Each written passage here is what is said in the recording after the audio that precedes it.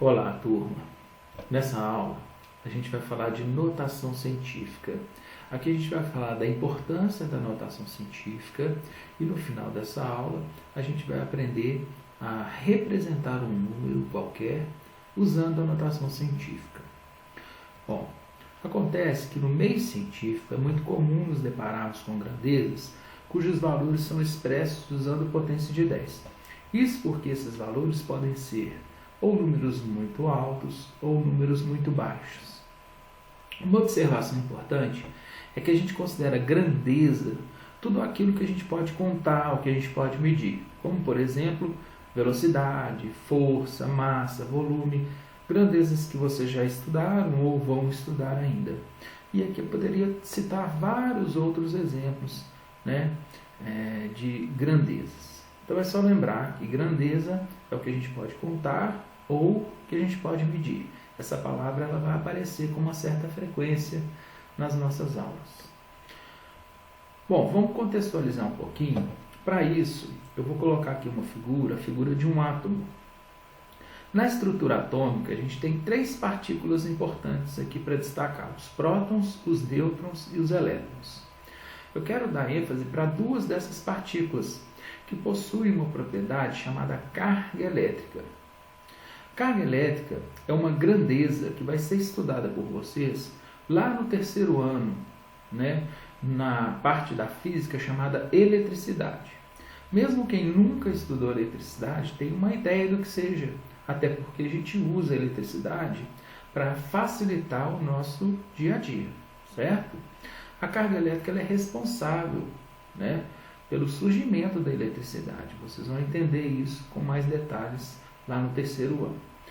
O que eu quero mostrar para vocês aqui é que os prótons e os elétrons são as partículas encontradas na natureza que possuem a menor quantidade de carga elétrica. Essa carga elétrica ela é chamada de carga elétrica elementar. A carga elétrica de um próton e de um elétron é exatamente igual em termos de módulo, porém elas têm sinais diferentes. Por convenção, os prótons têm carga positiva e os elétrons têm carga negativa. Mas o que interessa para nós aqui é o valor dessa carga elétrica elementar. Eu quero que vocês fiquem atentos a esse número. A gente chamou de E, a carga elétrica elementar, cujo valor é dado por esse número aí. Difícil até de fazer a leitura dele, certo? Eu coloquei um sinal de mais ou menos para destacar que ela pode ser positiva ou negativa. E no final a gente tem um C maiúsculo, que é a unidade de medida, que é o Coulomb. Vamos focar só no número. Olha aí. É um número muito pequeno, certo? Porém uma quantidade muito significativa. Por quê? Quando a gente está falando de eletrização de um corpo, o estado normal de um corpo é o estado neutro. Porém, qualquer corpo pode ficar eletrizado, positivamente ou negativamente. Para isso, ou ele vai receber elétrons ou ele vai perder elétrons, já que os elétrons são as partículas que se movimentam. Tá certo? Bom, para que isso aconteça, existem o que a gente chama de processos de eletrização, que também são objetos de estudo da física lá no 3º ano. Num desses processos de eletrização, pode haver a passagem de elétrons de um corpo para outro, e essa quantidade de elétrons que passa de um corpo para outro pode ser uma quantidade muito grande. Por exemplo, 25 trilhões de elétrons. Imagine que num processo de eletrização, um corpo recebeu 25 trilhões de elétrons. Como você faria para calcular a quantidade total de carga elétrica que esse corpo adquiriu?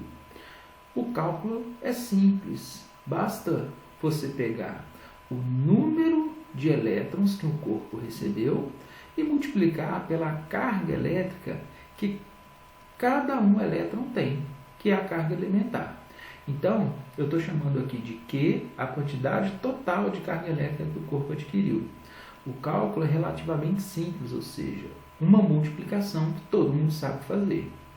Seria simples se não estivesse envolvendo números como esses aí. Porque o cálculo que a gente tem que fazer é esse. Ó. A quantidade de carga vai ser igual a 25 trilhões vezes o valor da carga elétrica elementar. Uma multiplicação difícil de fazer com os números dessa forma. Até com calculadora é difícil, porque se você pegar uma calculadora com 10 dígitos, por exemplo, como que você vai fazer para digitar esses números na calculadora? Nem isso você vai conseguir. Por isso é que é importante você saber expressar um número usando a potência de 10. E é o que a gente vai ver, tá certo? Bom, quando a gente fala de notação científica, a gente está falando de uma forma padrão de expressar os valores, expressar as grandezas. Tá? E é muito comum aparecer no meio científico os números expressos dessa forma. Além disso, a potência de 10 ela facilita porque ela faz uma forma de compactar a escrita dos números. Né? E quando os números estão mais compactos, você vai observar que as operações que envolvem essas grandezas, esses números, ficam mais fáceis. Tá certo? Bom, outra importância da notação científica é que quando o número está expresso dessa forma, a gente pode verificar a magnitude da medida, né? Por meio do que a gente chama de ordem de grandeza. Ordem de grandeza vai ser o objeto de estudo da nossa próxima aula. Tá? Vamos ver aqui um modo prático para expressar um número em notação científica. Nós vamos seguir aqui 3 passos importantes.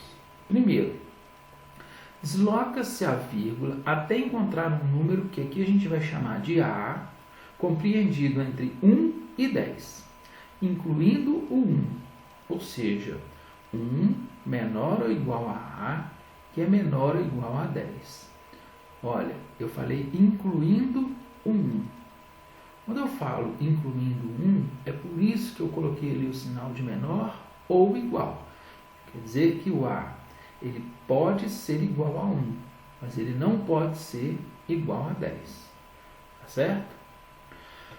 Segundo passo. Depois que a gente fez o deslocamento da vírgula, obviamente a gente alterou o valor do número. Lembra da aula passada? Quando a gente está deslocando a vírgula no número, esse número está mudando o seu valor. Para compensar essa mudança, a gente vai acrescentar uma potência de 10 como um fator, que será multiplicado por esse número A que a gente vai encontrar naquele intervalo ali. Tá certo? E por último, a gente vai observar qual vai ser o expoente dessa potência de 10.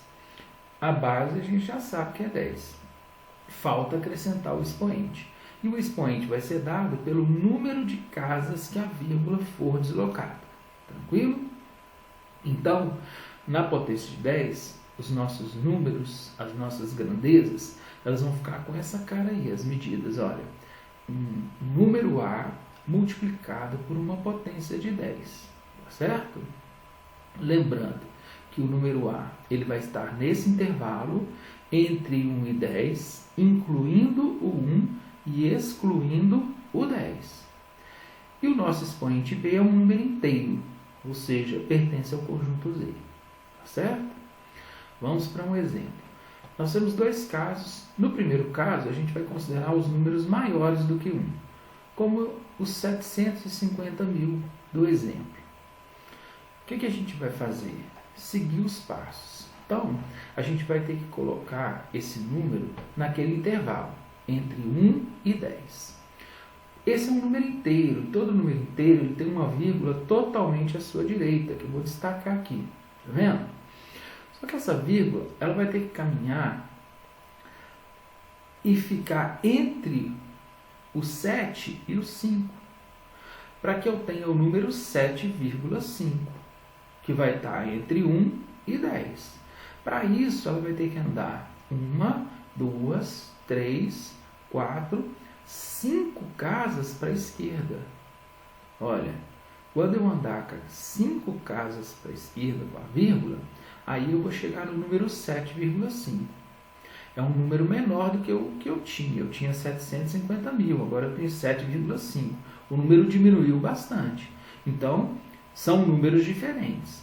Para que eu possa colocar uma igualdade aqui, e eu vou fazer isso, eu vou ter que acrescentar uma potência de 10 para compensar o tanto que o número diminuiu. Então, a minha base vai ser 10 e o meu expoente ele vai ser dado pelo número de casas que a vírgula foi deslocada. Nesse caso, a vírgula andou 5 casas para a esquerda. Então, o meu expoente vai ser 5 positivo. Tá certo?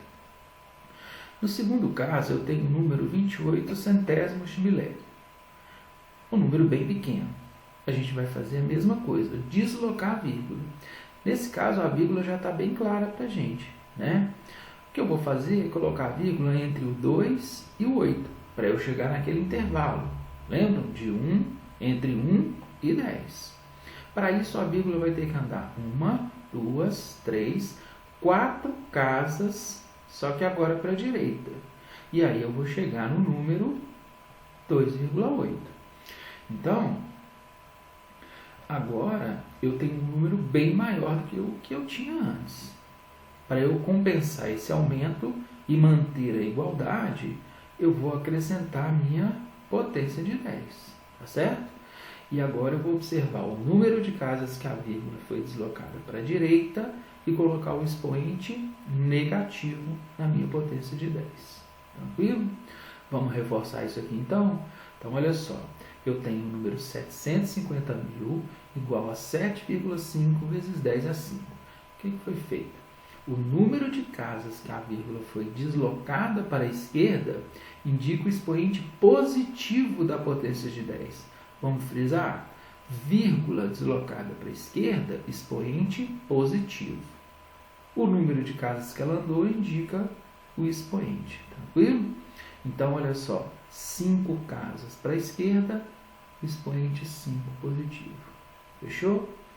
Bom, no outro exemplo, a mesma coisa. 28 centésimos de milésimos é igual a 2,8 vezes 10 a menos 4. O número de casas que a vírgula foi deslocada para a direita indica o expoente negativo da potência de 10. Frisando, vírgula deslocada para a direita, expoente negativo. Olha lá no numeral. 4 casas para a direita. Meu expoente, menos 4. Tranquilo, gente? Bom, eu espero que vocês tenham entendido, né? E para isso, é importante praticar um pouquinho. Vocês vão fazer essas atividades de acordo com os 2 exemplos anteriores, tá certo? Tentem fazer com calma. Eu tenho certeza que vocês vão conseguir fazer de forma bem tranquila. Muito importante saber representar um número desse usando a notação científica. Tá ok? Obrigado pela atenção e bons estudos. Não deixem de se inscrever no canal e ativem as notificações para receber as próximas aulas aí. Certo?